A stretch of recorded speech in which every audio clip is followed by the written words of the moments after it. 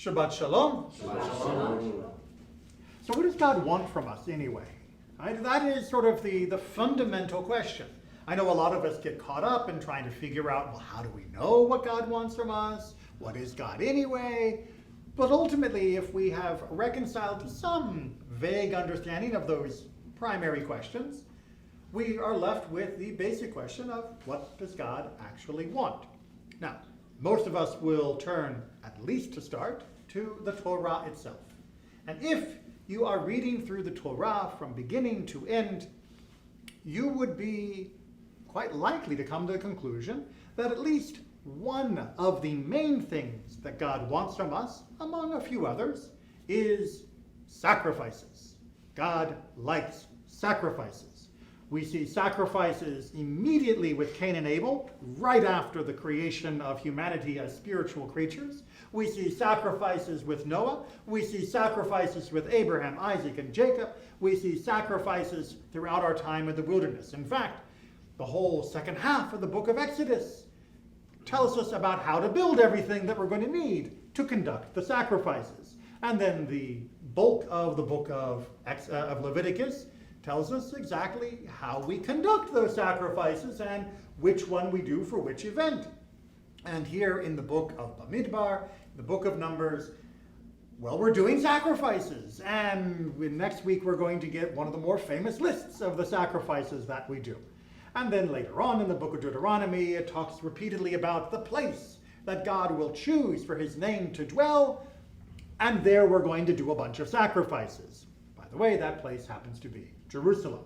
So, yeah, sacrifices really seem to be up there at the top of the list of what God wants from us. But it doesn't quite work like that, actually, right? Because we come to a fundamental misunderstanding of what we mean by what does God want from us. We usually interpret that both in Hebrew and in English the same way that we would interpret it if we were asking our neighbor, what do you want from me? If we were asking our boss, what do you want from me? If we're asking our spouse, hopefully more kindly than this, what do you want from me? Please. Right, exactly. Hopefully we can find more diplomatic ways to share that with people that are in a better relationship with us.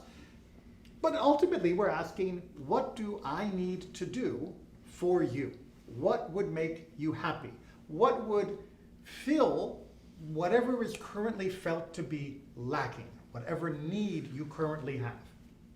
And that makes sense when talking about other people because, well, we all have needs. We have lacks. There are things that we want for.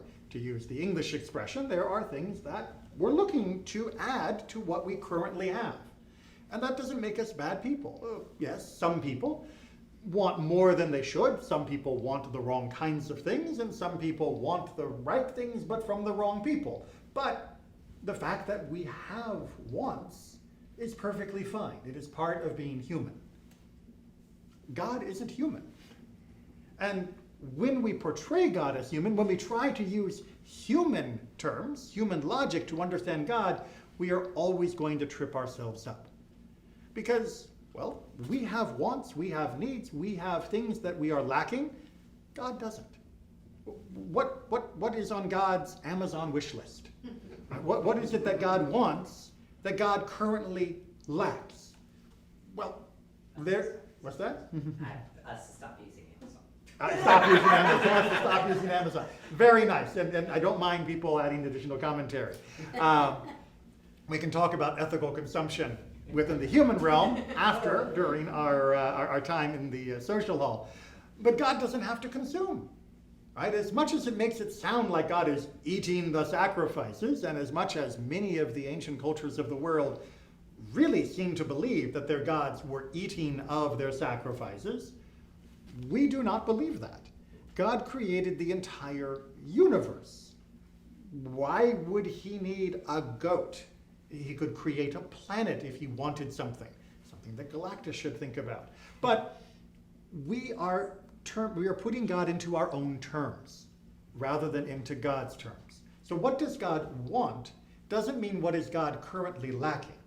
What we mean when we say what does God want from us is what is it that God wishes that we would choose to do. What is it that God wants us to do with our life?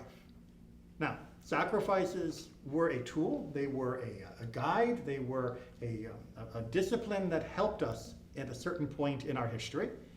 But ultimately, they in and of themselves were not desired as themselves.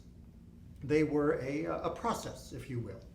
Instead, we see perhaps the most beautiful explanation of this in tomorrow's Haftarah, but it's so good I had to bring it to tonight, from the prophet Micah, when he says, what is it that God wants of you? God wants you to do justice. God wants you to love kindness. God wants you to walk humbly with God.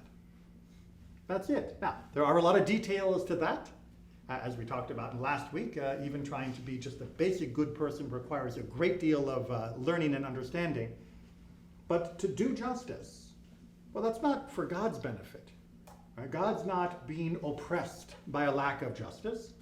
We are. To love kindness, again, God doesn't need human kindness because God doesn't need anything. There is no lack to God. But God wants us to enjoy the kindness and the love that we should show to each other, and to walk humbly, to live in a way that allows ourselves to constantly be open and vulnerable to the world around us, but to still rely upon God as our partner in this, to know with surety that to walk in such a vulnerable and humble way will not expose us to what is wrong in the world, but instead will allow what is right to flourish more fully.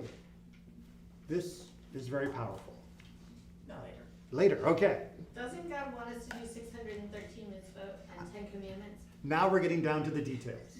What does it mean to do justice? Well, there are many mitzvot that tell us exactly how we handle witnesses, exactly what evidence is considered appropriate when dealing with different types of crimes or cases, of exactly how to punish somebody who has been found guilty, and how to make remuneration when necessary, what to do when two people tussle and one hurts the other and who's responsible for what. Those are part of the 613. Those are the details. But we often lose sight that when we are performing those mitzvot, when we are adjudicating our justice, when we are guided to acts of kindness, and when we are walking with God, for example, during a service like this, that we are doing so because that's what God wants of us. Not just that we tick it off the list, not just because it is tradition or part of our whole culture and heritage. Great motivations when you're not feeling it, don't get me wrong. But to ultimately understand this is the calling of our existence. This is what God has asked of us, not for God's sake, but for ours. That like a parent who is asking a child to come to the dinner table in order to be able to enjoy what has been prepared for them, God has asked us to come to Torah, to live a life through the mitzvot that will enable us to experience the beauty and majesty of what God hopes for us in this world. But if we can remember at least those three, hopefully that will inspire us to get to the other 613 in more detail.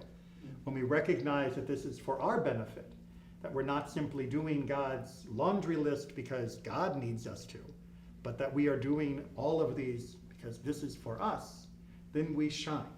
And this is more powerful, says Micah, than thousands of sacrifices, than rivers of oil.